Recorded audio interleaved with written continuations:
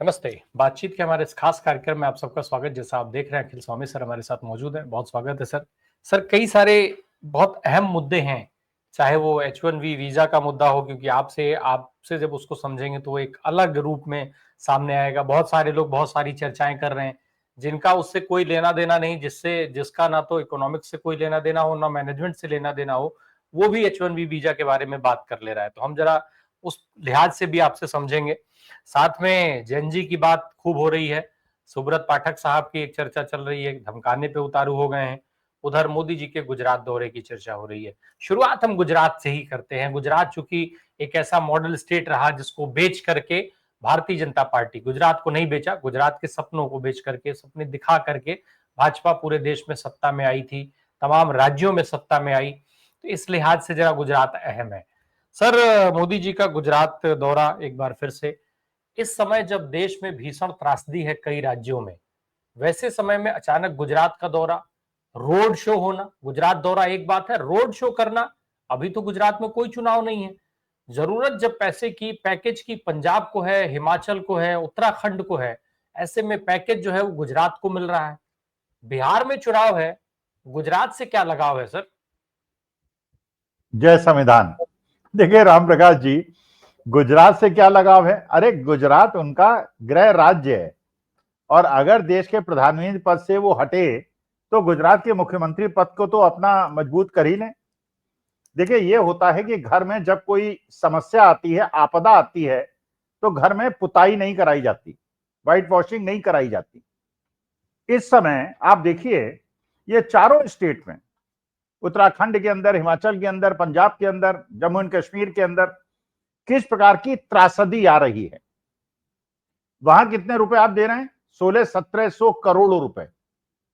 जो जिस प्रकार से पुल बहे हैं, लोगों के पास खाने को नहीं है, लोगों के पास रहने के लिए नहीं है, मवेशी बह गए हैं, वहां तो 1600 करोड़ रुपए दे रहे हैं और अपने गृह राज्य में आप 1 लाख करोड़ की परियोजनाओं का इनॉग्रेशन कर रहे हैं। देखिए माननीय मोदी जी के साथ समस्या क्या है, वो भूल जाते हैं कि वो देश के प्रधानमंत्री हैं, वो हमारे भी प्रधानमंत्री हैं, वो हरियाणा, उत्तर प्रदेश, बिहार के भी प्रधानमंत्री हैं। उन्हें शायद ये लगता है कि क्योंकि वो गुजरात के हैं तो अपने बेस फाउंडेशन को स्ट्रांग करें और ऐसा ना हो कि उनका गृह राज्य जो है वो उनकी पकड़ कमजोर हो जाए और उसके बाद वो पूरे देश के अंदर वो मैसेज न दे पाए। जो इंडस्ट्रीज उन्होंने दिखाई, महाराष्ट्र से गुजरात शिफ्ट कर दी पूरी ज्वेलरी इंडस्ट्री को, लेकिन दूसरी बात अलग, जब ये 50% का टैरिफ लगा तो उस इंडस्ट्री का भी क्या हाल है। तो वहां पे महाराष्ट्र के अंदर बेरोजगारी होती है, वो गुजरात के अंदर हो गई। पहले तो उन्होंने महाराष्ट्र से गुजरात के अंदर शिफ्ट किया, बड़े बड़े अपने वहां पे ऑफिसेस खोले, फैक्ट्रीज खोली, और अब ये आपदा ऊपर आ गई। टेक्सटाइल इंडस्ट्री का भी वही हुआ। तो आप अगर उन प्रदेशों की तरफ नहीं देखेंगे और उनके विकास की तरफ नहीं देखेंगे जो पिछड़ गए हैं, भाई पलायन क्यों होता है? बिल्कुल कॉमन सेंस की बात है। बिहार, उत्तर प्रदेश से पलायन इसलिए होता है कि वो इंडस्ट्री नहीं है, और बहुत सारी इंडस्ट्री ऐसी हैं जहां पे आईटी इंडस्ट्री है, लगा दीजिए आप बिहार के अंदर, यूपी के अंदर लगा दीजिए, हब बना दीजिए, पूरा एक आईटी हब बना दीजिए जैसे हैदराबाद और बेंगलोर के अंदर है। आईटी वहां तो बेंगलोर और हैदराबाद के अंदर इतना ज्यादा कंसंट्रेशन हो गया है कि सड़कों पे चलने की जगह नहीं है। यूपी बिहार के अंदर तो वो स्थिति नहीं है।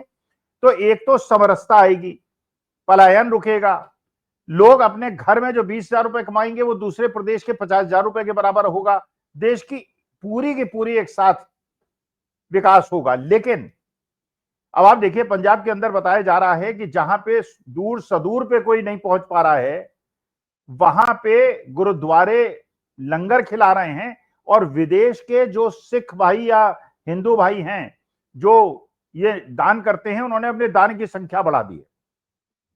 तो मैं तो आप लोगों से भी अपील करता हूं, आपके साथियों से और दर्शक श्रोताओं से भी अपील करता हूं, ये दुख का समय है, इन स्टेट्स के लिए दुख का समय है। पंजाब वो स्टेट है जिन्होंने हमेशा परेशानी में गुरुद्वारे में किसी को खाने से नहीं रोका है, तो उनके लिए दान दें, उनके लिए पैसा दें। वो लोग पूरी कसर नहीं छोड़ेंगे, विदेश में बसे हुए उनके भाई बंद कसर नहीं छोड़ेंगे, लेकिन हमारा भी ये कर्तव्य है कि हम दें। बहुत छोटी सी राशि मैंने दी है और जितनी भरसक मेरी कोशिश होगी मैं करूंगा, क्योंकि हम एक परिवार के सदस्य हैं और वो हमारे परिवार के सदस्य आज की तारीख में तकलीफ में हैं। सर आपने बहुत एक चीज जो शुरू में बोला, वोट चोरी की चर्चा तो गुजरात में भी हो रही है सर। अब आप ये कह रहे हैं कि प्रधानमंत्री बनने के बाद प्रधानमंत्री की अगर कुर्सी चली गई तो गुजरात के मुख्यमंत्री को का पद कम से कम वो सिक्योर कर रहे हैं। लेकिन सर चर्चा तो उनको राष्ट्रपति बनाए जाने की हो रही थी, इसी लिहाज से संविधान संशोधन की बात हो रही थी। हालांकि वो सपना अभी भी शायद छूटा नहीं है, भाजपा ने छोड़ा नहीं है, मोदी जी ने छोड़ा नहीं है कि सारे अधिकार जो है वो बदल करके और राष्ट्रपति के पास रखे जाएं और मोदी जी जो है प्रधानमंत्री के बाद देश के राष्ट्रपति बने। तो क्या राष्ट्रपति बनने की बजाय मुख्यमंत्री बनना पसंद करेंगे मोदी जी? देखिए, सेफ्टी चाहिए, सेफ्टी चाहिए। जैसे एक बड़ा आज के तारीख में कानूनी प्रश्न है, फेसबुक में मैंने डाला था, लोगों ने प्रतिक्रिया दी, कुछ वकीलों ने भी प्रतिक्रिया दी कि क्या ऐसा हो सकता है। भाई मैं तो कानूनविद नहीं हूं कि जो सीआईडी कर्नाटका ने नोटिस भेजा है और राहुल गांधी ने कहा है 1 हफ्ते के अंदर जवाब दीजिए, अगर ये जवाब नहीं मिलता तो क्या क्या सीआईडी ज्ञानेश कुमार गुप्ता जी को कस्टडी में लेके कस्टोडियल इंट्रोगेशन कर सकती है? आई डोंट नो, मुझे नहीं पता था। एक वकील साहब ने बताया नहीं साहब, वो स्वामी साहब, वो संभव इसलिए नहीं है कि नया कानून पारित कर दिया गया है, आप प्राइम मिनिस्टर को कस्टडी में ले सकते हैं, चीफ मिनिस्टर को ले सकते हैं, चीफ इलेक्शन कमिश्नर को नहीं ले सकते। तो आज के तारीख में अगर सबसे ज्यादा सिक्योर्ड पद कोई है जहां पे आप कुछ भी कर लीजिए, हाईकोर्ट का जज भी अरेस्ट हो सकता है, उसके खिलाफ भी इंपीचमेंट आ सकता है, चीफ मिनिस्टर्स भी अरेस्ट हो सकते हैं, चीफ इलेक्शन कमिश्नर नहीं हो सकता, संवैधानिक संकट पैदा हो जाएगा।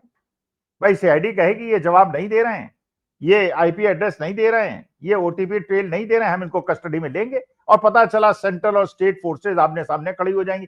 ये देश के लिए उचित नहीं है। तो असली प्रश्न ये उठता है कि जो इस समय सीआईडी उनसे जवाब मांग रही है, जो स्पेसिफिक प्रश्न पूछ रही है, उन स्पेसिफिक प्रश्नों का जवाब दीजिए। 7 प्रश्न अलग हैं, जवाब आप कुछ और 7 दे रहे हैं।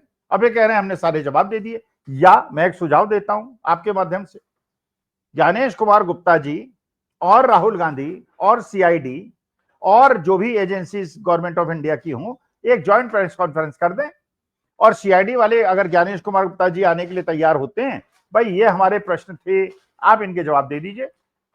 भाई देखिए, जानना क्या चाह रही है सीआईडी, जानना क्या चाह रही है, हम क्या जानना चाह रहे हैं? हमें जानना चाह रहे हैं जहां से वोट काटने की प्रक्रिया ऑपरेट हुई, अगर वो लोग उत्तर प्रदेश में बैठे हुए हैं, या वो बीजेपी हेडक्वार्टर में बैठे हुए हैं, या वो चुनाव आयोग के हेडक्वार्टर में बैठे हुए हैं, उनकी लोकेशन तो पता चले है कहां पे। वो 4 बजे जैसे सुबह 2 वोट कटवा के कोई आदमी सो गया, हो सकता है वो इजराइल में बैठा हो सकता है ऐसी जगह बैठा हो जो हमारे 4 बजते हैं कहीं, तो आईपी एड्रेस मिलेगा और ओटीपी ट्रेल पता चलेगा किसने कंप्लेंट की और किसको ओटीपी मिला और किसने उसको यूज किया, ये कैसे हुआ, हाउ इट ऑल हैपेंड। तो इसकी मिस्ट्री का उजागर होना देश के लोकतंत्र के लिए उचित है, होना चाहिए। सर अब ये होना तो बहुत कुछ चाहिए, लेकिन हो बहुत कुछ और रहा है। वो सारी चीजें हो रही हैं जो नहीं होनी चाहिए। ठीक उसी तरीके से जैसे 18-18 चिट्ठियों का जवाब इलेक्शन कमीशन नहीं देता है, इलेक्शन कमीशन की लिखवाई गई एफआईआर में ही इलेक्शन कमीशन जो है वो सहयोग नहीं करता उस जांच में। तो हो तो ये सब कुछ भी रहा है। हो तो ये भी रहा है कि गुजरात जैसे राज्य में, जहां पर भारतीय जनता पार्टी के विरोध में वहां का व्यापारी वर्ग खड़ा हो, उसी में अब तक का सबसे बड़ी जीत हासिल करने का इतिहास बना लेती है भारतीय जनता पार्टी, उसी गुजरात में। तो हो तो ये भी रहा है। हो तो ये भी रहा है कि मात्र 12,000 वोटों के अंतर से बिहार के अंदर जीत और हार तय हो जाती है और फिर अगले चुनाव के पहले 65 लाख वोटरों के नाम ही गायब कर दिए जाते हैं। हो तो ये भी रहा है कि हरियाणा में, महाराष्ट्र में, तमाम दूसरी जगहों पर जबरदस्त विरोध के बावजूद भी भाजपा के जहां नेताओं को लोग गांव में नहीं घुसने दे रहे थे, उन गांवों में भी भाजपा को इतना वोट मिला कि उनकी वो वहां पर सत्ता में आ गए। तो वो तो ये भी रहा है इसी देश में। तो बहुत सारी चीजें हो रही है। एक और चीज है सर चर्चा, जिसपे सुब्रत पाठक की चर्चा है, अखिलेश यादव को धमकी देने की। अब सुब्रत पाठक भी अखिलेश यादव को धमकी देने लग गए। तो ये भाजपा का चरित्र बन गया है धमकाना, क्योंकि बताने को कुछ है नहीं, छुपने के लिए एक चादर चाहिए और उसी चादर का नाम है धमकी। देखिए, असल में सुब्रत पाठक साहब का नाम जो है बहुत ज्यादा चर्चा में है। जो राहुल गांधी ने कहा कि देश के लोकतंत्र और संविधान को बचाने के लिए जेनजी को सचेत हो जाना चाहिए और सामने आना चाहिए। वो एक प्रकार का आह्वान था। और पूरे गोदी मीडिया में आपने देखा, सारे गोदी मीडिया में एक ही नैरेटिव चल रहा था कि उन्होंने जनता को भड़काया। आह्वान करना और भड़काने में अंतर है, लेकिन चलिए उसे डिस्कस किया। मैं गोदी मीडिया में गया था तो मैंने ये कहा कि एक व्यक्ति जो मेंबर ऑफ पार्लियामेंट था और इस बार इलेक्शन हार गया, भारतीय जनता पार्टी का कद्दावर नेता है, उसने कहा कि हम राहुल गांधी, सोनिया और प्रियंका गांधी के घरों को फूंक देंगे, जला देंगे। अब ये बताइए, जेनजी को आह्वान करना कि लोकतंत्र और संविधान को बचाओ, ये ज्यादा उत्तेजनात्मक भाषण है कि राहुल गांधी और सोनिया गांधी प्रियंका गांधी के मकानों को जला देंगे, ये ज्यादा उत्तेजना पैदा कर रहा है। लेकिन गोदी मीडिया का काम तो गोदी मीडिया का काम है, उन्हें तो केवल अफवाहें फैलानी है। तो निशिकांत दुबे ने भी एक स्टेटमेंट दे दिया। अच्छा, उसके बाद सब लोग ये प्रूव करने में लग गए कि भैया राहुल गांधी एफिडेविट क्यों नहीं साइन करते। अरे भैया, मैं कह रहा हूं, और मैंने कहा उस कार्यक्रम में, मैंने कहा चलो राहुल गांधी भी एफिडेविट दे देते हैं और ज्ञानेश कुमार गुप्ता जी भी एफिडेविट दे दें। ज्ञानेश कुमार गुप्ता जी के जो डॉक्यूमेंट्स हैं उन्होंने ही तो बनाए हैं। वो कह दें कि मेरे डॉक्यूमेंट्स में अगर गलती निकली तो मैं जेल चला जाऊंगा, और राहुल गांधी कहें कि नहीं निकली तो मैं जेल चला जाऊंगा।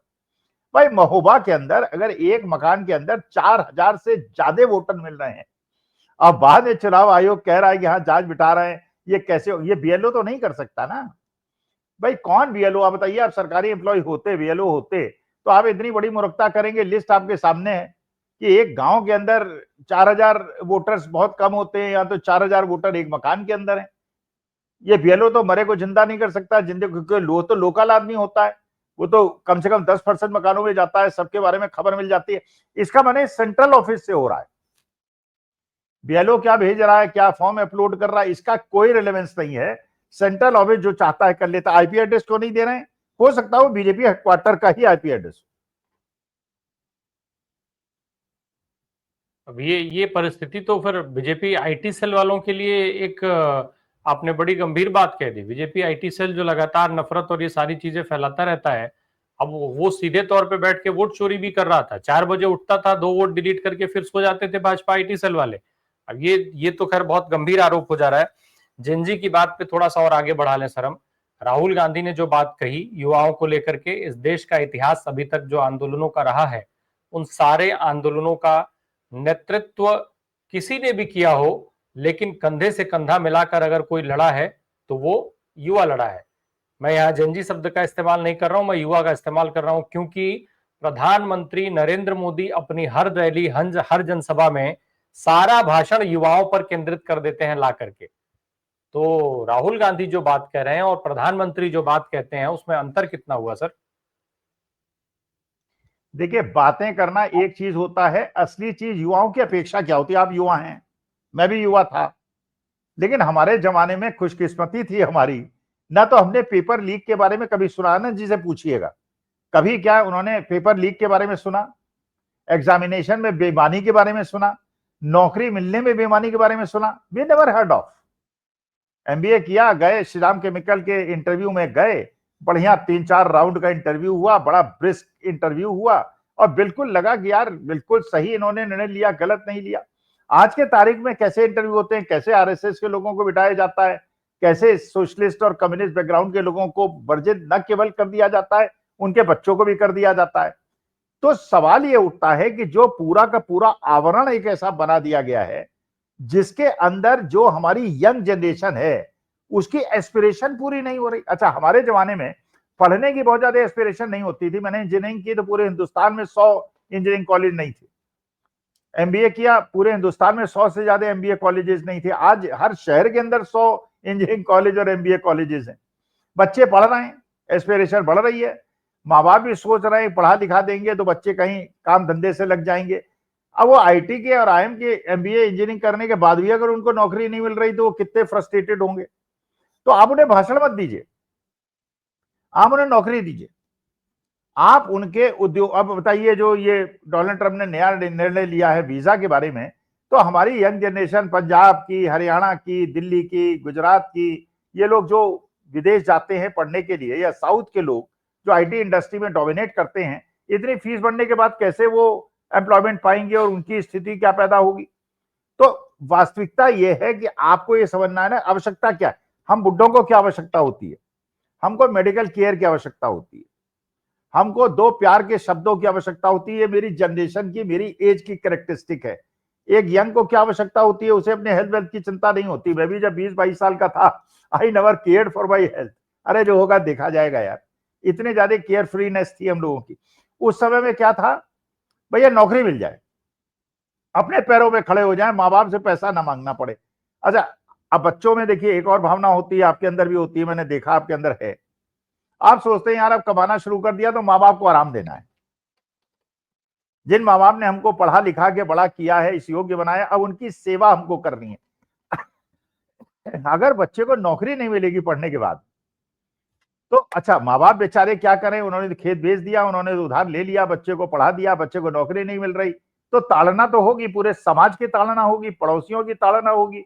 वो बच्चों को भी कहेंगे क्या है यार, पढ़ लिख के बड़ा आईएएस बन रहे थे। माँ बाप को भी कहेंगे यार बड़ा उड़ रहे थे, इससे अच्छा कहीं पकौड़ा बेचने के ठेला लगवा देते, तो 10 लाख रुपए और तुमने खराब कर दिए।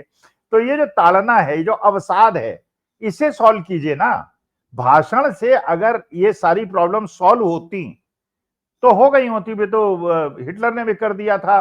बड़े बड़े वक्ता होते हैं, बड़े बड़े ओरेटर्स होते हैं, लेकिन एटलीस्ट जो लोगों की, बच्चों की अपेक्षाएं हैं। नेपाल के अंदर क्या हुआ, नेपाल के अंदर उन्होंने देखा कि वहां तो बड़े बड़े लोगों के बेटे जो हैं वो करोड़ों की गाड़ियों में घूमते हैं, कोटियों में घूमते हैं। हमारे देश में भी देख रहे हैं बच्चे कि वो इंजीनियरिंग एमबीए कर रहे हैं, उनको नौकरी नहीं मिल रही, और जयशाह साहब जो है, अमित शाह साहब के बेटे, 33-34 साल के, टेक्सटाइल इंजीनियरिंग एक लोकल इंजीनियरिंग कॉलेज से करते हैं, और उसके बाद बीसीसीआई के अध्यक्ष बन जाते हैं, फिर वो उसके इंटरनेशनल क्रिकेट बोर्ड के चेयरमैन बन जाते हैं। तो अगर इस प्रकार से डिस्क्रिमिनेशन होगा और लोगों को लगेगा कि उनके, और ये फिर ये हुआ, नेपो किड्स कौन है, वो नेपो किड्स जो कि जिनके खिलाफ जेंजी खड़े हुए थे, तो नेपो किड्स तो वही है ना जो कि सिल्वर क्या, गोल्ड क्या, डायमंड स्पून लेके पैदा हुए हैं। इनके करोड़ों, हजारों करोड़ों रुपए ये बड़े बड़े पाकिस्तान के खिलाड़ियों के साथ बैठ के कॉफी पीते हैं। विदेश में इनकी कोठियां बन रही हैं, बड़ी बड़ी अट्टलिकाएं बन रही हैं, और हमारे देश के बच्चे 21 साल की उम्र में रिटायर हो रहे हैं। भाई आप 75 साल में रिटायर नहीं होंगे, और वो बच्चे 21 साल की उम्र में रिटायर हो जाएंगे, तो वो बेचारों का क्या भविष्य होगा, क्या अपने बच्चों को पढ़ाएंगे, क्या अपने माँ बाप की सेवा करेंगे। 12 लाख रुपए रिटायरमेंट के बाद मिलेगा, 12 लाख रुपए 3 महीने में उड़ जाएंगे, क्योंकि झोपड़ी भी ठीक करानी है, अपनी बहन की शादी भी करानी है, अपने माँ बाप की सेवा भी करनी है। 12 लाख खत्म हो जाएंगे, फिर उसके बाद वो जो है देश के लिए एक मुसीबत बनेगा। तो अच्छा खासा देश धुरी में चल रहा था, केवल सरकारी पैसे को बचाने के लिए आपने सबको उसमें, तो भाषण से काम नहीं राम प्रकाश जी चलेगा। देश डिलीवरी चाहता है, यूथ डिलीवरी चाहता है। अब H1B वीजा को लेकर के सर एक जो मारामारी मची हुई है, जो चर्चाएं चल रही, जिसका मैंने शुरू में जिक्र किया था कि जिसको मन में आ रहा है वो कुछ ना कुछ बता दे रहा है।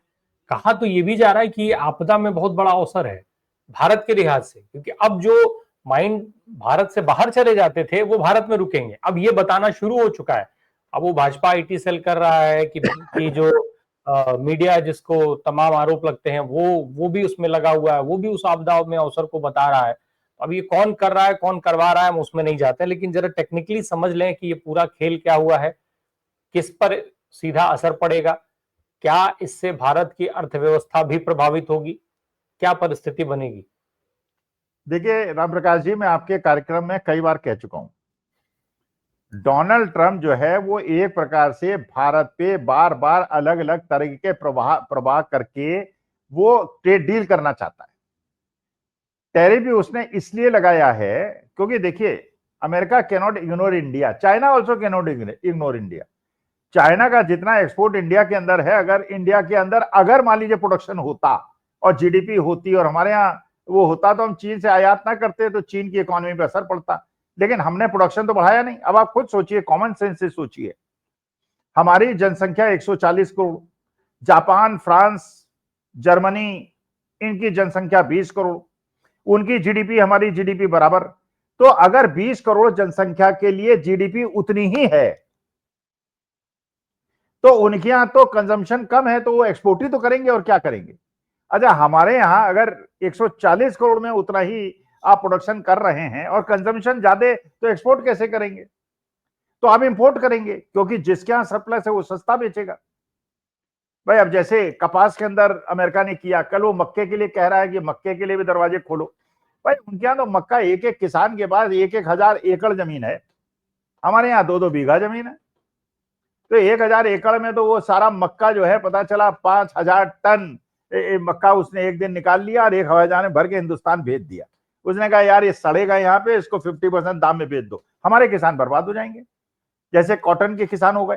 तो वो टैरिफ जो लगा रहा है, वो वीजा की फीस, वो हर चीज इसीलिए कर रहा है, और ट्रेड डील हो जाए। अच्छा, ट्रेड डील आप देखिएगा 10-15 दिन में हो जाएगी, फिर गोदी मीडिया बताएगा देखिए हमने टैरिफ हटवा दिया, ट्रेड डील हो गई, अब भारत अमेरिका में जाके माल बेचेगा।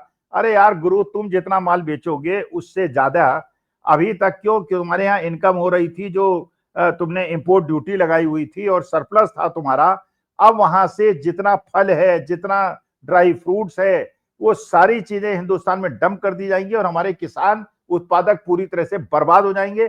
जो आपने यूके से किया है, ईस्ट इंडिया कंपनी का आगमन भारतवर्ष के अंदर 15 दिन पहले हुआ है, और यही अमेरिकन ईस्ट इंडिया कंपनी आप 15-20 दिन में सुन लेंगे होने वाला है। तो यही इसी का तो मैं जिक्र कर रहा था सर। मोदी जी ने खुद जाकर के वहां पर कहा भारतीयों के बीच में कि आपके वीजा का सरलीकरण जो है आसान हो जाएगा, बैठे बिठाए आपके वीजा का सरलीकरण हो जाएगा। उसके बाद ये हुआ है, किसानों की आय दोगुनी करने की बात लगातार वो कर रहे हैं, शुरू से करते आ रहे हैं, और अब वो जो है ट्रेड डील में किसान फंसेंगे सीधे तौर पे। सर ट्रेड डील की एक और चीज में समझ लो जाए, क्या ट्रेड डील भी सीधे सीधे A1A2 साहब से भी कोई कनेक्शन रहेगा क्या ट्रेड डील का? बहुत बड़ा संबंध है, बहुत बड़ा संबंध है। रामप्रकाश जी समझिए, टैरिफ क्या है और ट्रेड डील क्या है। भाई टैरिफ का मतलब यह है, अगर 50% टैरिफ भारत पे अमेरिका ने लगाया, तो भारत से एक्सपोर्ट होने वाली चीजें 100 रुपए की चीज 150 रुपए की हो जाएंगी। बांग्लादेश से, चाइना से, पाकिस्तान से 120 रुपए की होंगी।